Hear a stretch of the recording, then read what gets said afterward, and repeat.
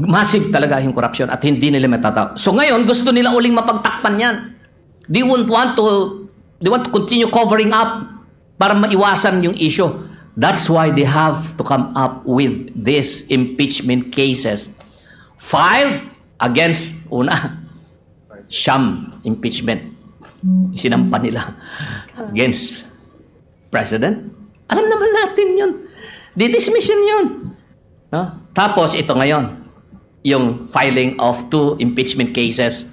By whom? The Pinklawan and the Dilawan Group and the other one from the Makabayan. Kasi nga, kasama sila doon sa grupo ng administrasyon. No? May sariling agenda itong dalawang grupo na ito eh.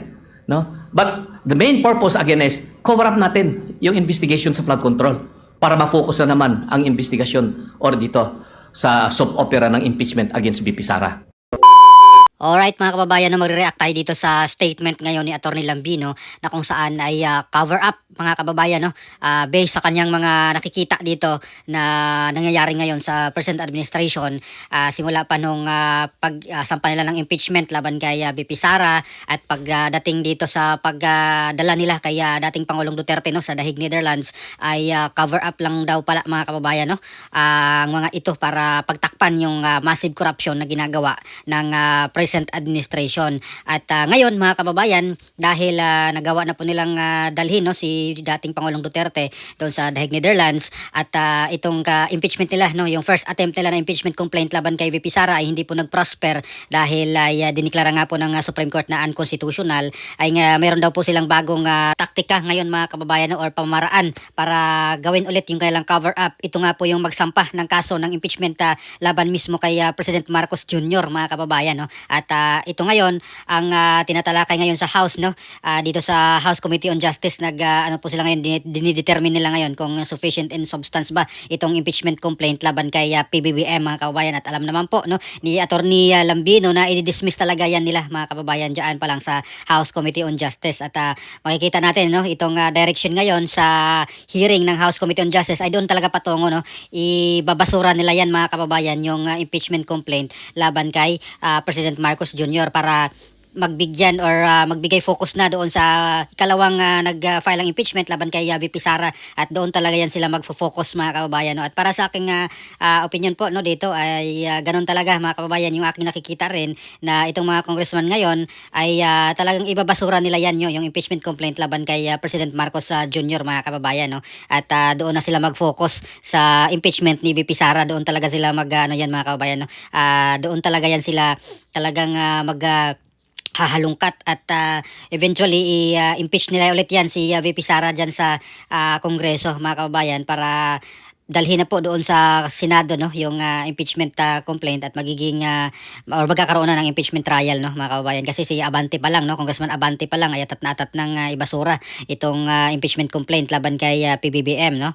At itong mga iba pang congressman na talagang gusto rin naman talaga nilang tapusin na itong impeachment complaint laban dito kay PBBM, no. At pagdating dito sa kay VP Sara ay 100% yan mga kababayan, pirma agad yan sila, no, para i-endorse nila na magkaroon na ng trial doon sa Senado si VP Sara. So ito pa mga kababayan, no, yung kabuuhang statement ni Atty. Raul Lambino patungkol nga po dito sa kanyang mga nakikita, no, at based sa mga nangyayari ngayon dito sa ating gobyerno, dito po sa nangyayaring cover up, no, lahat pala ito ay cover up lamang mga kababayan simula ng dala nila kay dating Pangulong Duterte at itong impeachment kay VP Sara ay cover up lamang para pagtakpan yung mga ginagawa nilang grabing korupsyon, no, sa gobyerno mga kababayan. So ito po si Atty. Raul Lambino. Lahat ng sangay ng Executive Department malawakan ng korupsyon.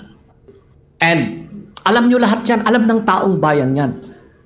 At hindi na nila maitatago itong massive corruption, more particularly in the public works. In the public works, na kung saan naman doon kumikita itong mga mambabatas ng malaki, congressmen at mga senators. Hindi na nila kasi may tatago. Para maitago nila ito, the first order of business was what? Siraan ang mga Duterte. Siraan ang mga Duterte. Si Tatay Digong siraan. Kailangan pasamain natin yung imahe ni Tatay Digong sa war on drugs. Kaya binuhay nila itong war on drugs, itong investigasyon sa ICC.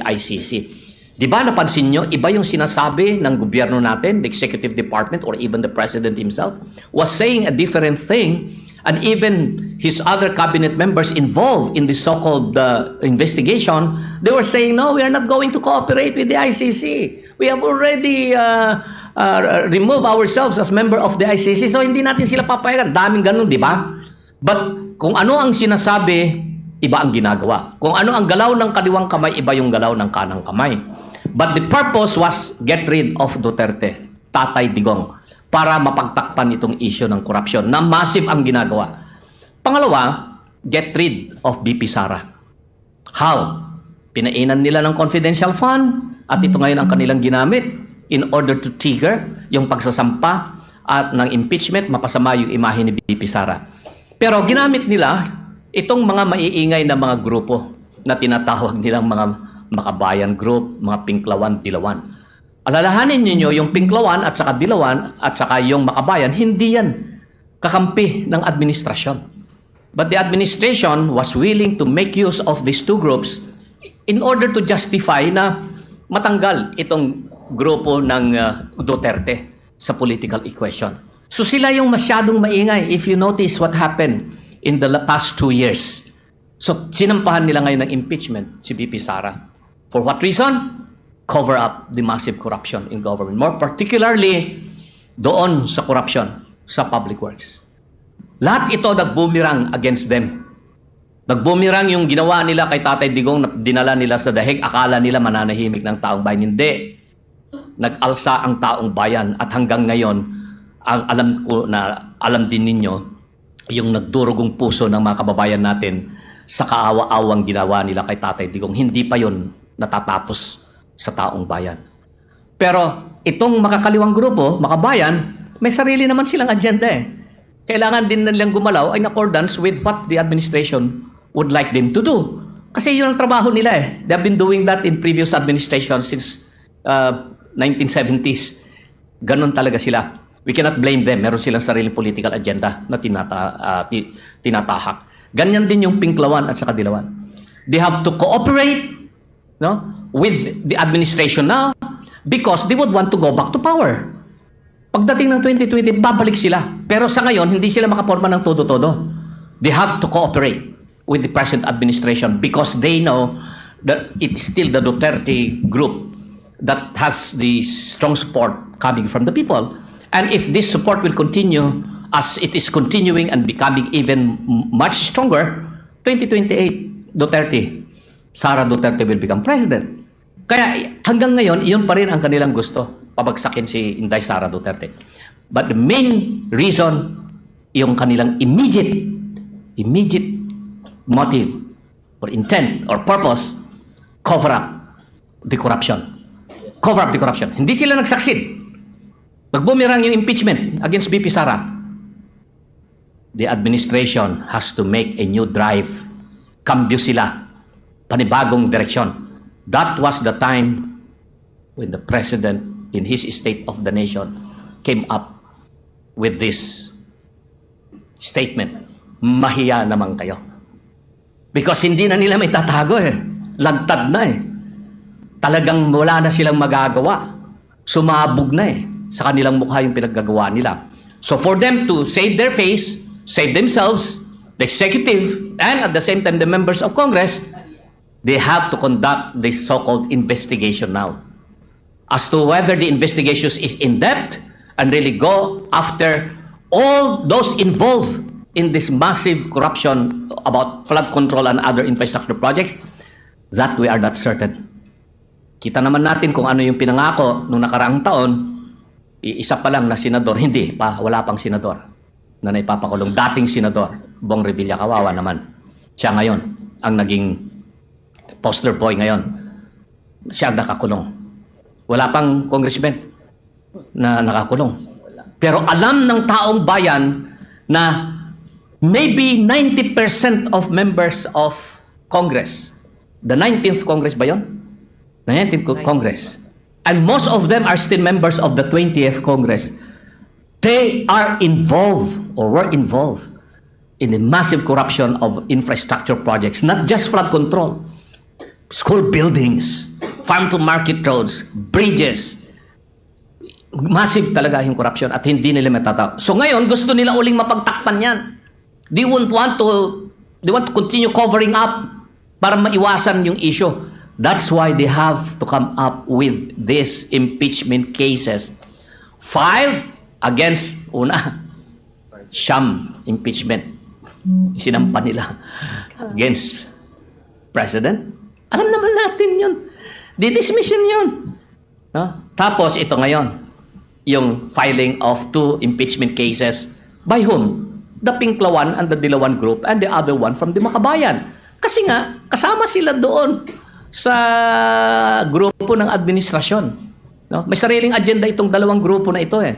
No? But the main purpose again is cover up natin yung investigation sa flood control para ma-focus na naman ang investigasyon or dito sa soap opera ng impeachment against BP Sara.